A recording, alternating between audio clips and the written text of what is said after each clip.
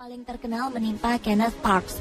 Masalah pria asal dari Kanada ini berawal ketika usianya beranjak 20 tahun. Kenneth menderita insomnia setelah ia kehilangan pekerjaan dan mempunyai hutang. Kisah sedihnya ini ternyata memicu kisah tidur berjalannya. Pada 23 Mei 1987, Kenneth Parks tiba-tiba tidur sambil berjalan. Mengherankannya, pria ini bahkan dapat menyetir sejauh 23 km ke rumah mertuanya. Saat itu, Kenneth Parks membunuh ayah mertuanya dan juga melukai ibu mertuanya dalam keadaan tidak sadar. Tragisnya, kisah ini membuat Kenneth merasa sangat bersalah ketika tersadar dan langsung menyerahkan dirinya ke kantor polisi. Setahun kemudian, Kenneth dinyatakan tak bersalah dan ia dibebaskan dari hukuman karena terbukti melakukan tindakan itu di bawah alam sadarnya. Setelah kejadian tragisnya ini, hubungannya dengan sang istri dan ibu mertua tetap terjaga dengan baik.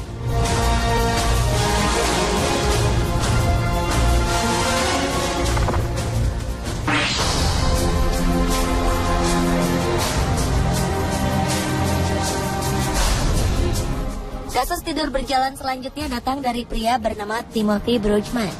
Pria ini diketahui tidak pernah mempunyai riwayat tidur berjalan selama hidupnya. Namun, ia diketahui menderita insomnia cukup mengerikan selama bertahun-tahun tanpa diketahui sebabnya. Oleh karena itu, Timothy memeriksakan keadaan insomnianya ini ke dokter. Dokter memberikan Timothy pil tidur agar membantunya terlelap. Namun ketika Timothy mengkonsumsi pil ini, ia mengalami kecelakaan karena terlelap ketika menyetir. Ketika Timothy mengkonsumsi kembali obat ini, ia ditemukan tewas di luar rumahnya. Ternyata Januari 2009 silam, Timothy diduga tidur berjalan pada malam hari setelah mengkonsumsi pil tidur. Malangnya, pria ini keluar dari rumahnya tanpa mengenakan pakaian. Padahal keadaan cuaca saat itu sangat dingin di musim salju, suhunya mencapai minus 16 derajat Celcius. Besokan harinya, Timothy ditemukan tewas membeku di depan rumahnya.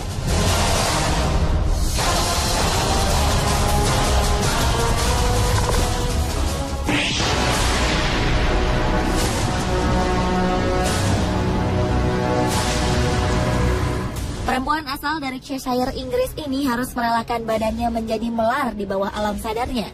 Leslie kisah kerap makan dalam keadaan tidur. Tentu saja hal ini membuat berat badan perempuan berusia 55 tahun ini naik. Pada malam hari, tanpa sadar, Leslie melakukan aksi mengerikan di dapur. Perempuan ini memasak dengan menggunakan oven dan gas sambil tertidur. Tak hanya memasak, tiap malam Leslie juga mengkonsumsi lebih dari 2.500 kalori. Hal ini membuat Leslie Kesak akhirnya berkonsultasi kepada dokter karena berat badannya naik drastis tanpa ia sadari. Ketika diteliti, ternyata tak hanya bahan makanan saja yang ia konsumsi. Pada saat tidur berjalan, Leslie terkadang memakan sesuatu yang bukan untuk dikonsumsi. Pelembab badan adalah salah satu contohnya. Bahan berbahaya lain seperti cat dan deterjen juga dikonsumsi oleh perempuan ini. Untuk mengatasi masalah ini, Leslie menjalani terapi. Alarm disiapkan untuk membangunkannya jika ia membuka pintu.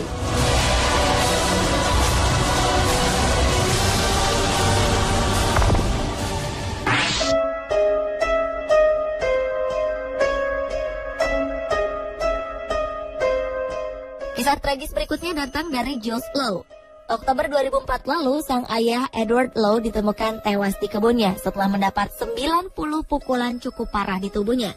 Jules Lowe pun menjadi tersangka utama dari kasus pembunuhan ayahnya sendiri. Seorang tetangga rumahnya menjadi saksi bahwa Edward yang berusia 83 tahun keluar rumah pada malam hari bersama putranya, Jules, dengan keadaan mabuk berat. Jules pun akhirnya mengakui bahwa dia membunuh ayahnya, namun dengan keadaan tidak sadar. Jules Lowe mengatakan bahwa keluarganya secara turun-temurun mempunyai kebiasaan aneh tidur berjalan setelah mengkonsumsi alkohol. Menurut ingatannya, ketika tidur berjalan, sang ayah memukuli Jules Lowe. Jules pun berusaha membela diri dari serangan ayahnya. Tragis, pembelaan dirinya ini membuat Jules Lowe harus merelakan nyawa ayahnya. Jules Lowe kemudian dilaporkan atas kasus pembunuhan ayahnya. Namun karena perbuatannya itu dilakukan dalam ketidaksadaran kedua belah pihak, Maret 2005 lalu, Jules Lowe berhasil lolos dari hukuman pidana.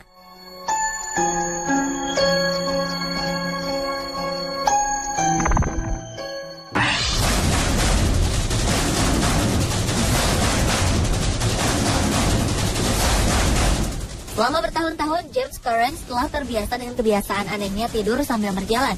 Namun pada 1998 ketika usianya menginjak 77 tahun, James tidur berjalan menggunakan tongkatnya keluar dari rumah menuju danau di dekat rumah. James terkejut ketika ia terbangun lantaran tubuhnya sudah terendam di dalam danau. Tak hanya itu, James juga dikelilingi oleh buaya di dalam danau. James berusaha untuk tetap tenang dan mencoba meminta bantuan dengan cara berteriak meminta pertolongan. Syukurnya tongkat yang ia bawa pada saat tidur berjalan ternyata bermanfaat untuk menjaganya dari terkaman buaya-buaya di sekitarnya. Tak lama kemudian salah satu tetangga James menyadari teriakannya dan segera menghubungi polisi setempat. Polisi pun segera datang untuk menyelamatkan James dan mengusir buaya-buaya itu dengan lampu senter. James pun selamat dan hanya mengalami beberapa luka kecil pada saat ia memasuki danau.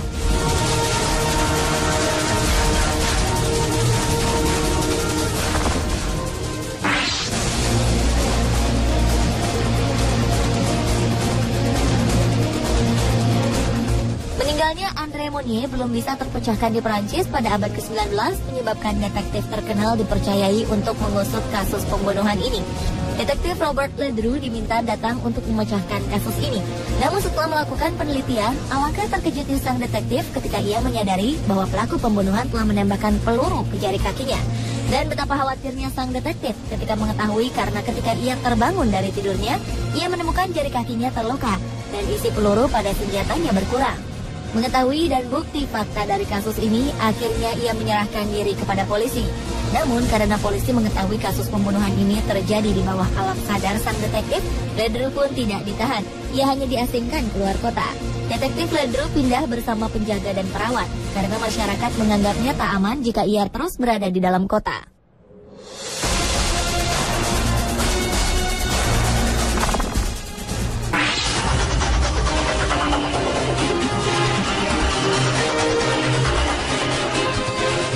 Ternyata tak hanya orang dewasa saja yang dapat tidur berjalan, namun fenomena tidur berjalan juga dapat terjadi pada anak-anak.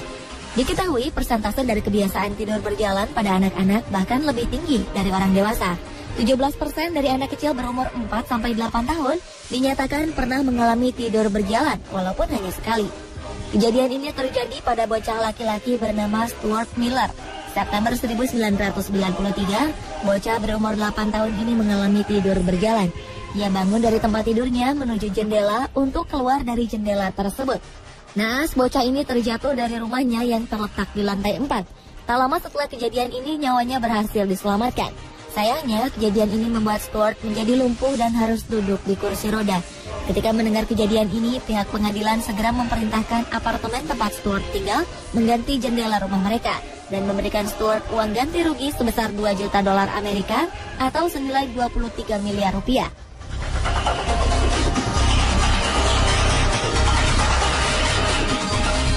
Pemirsa, inilah ketujuh fenomena tidur berjalan berakhir tragis versi On The Spot.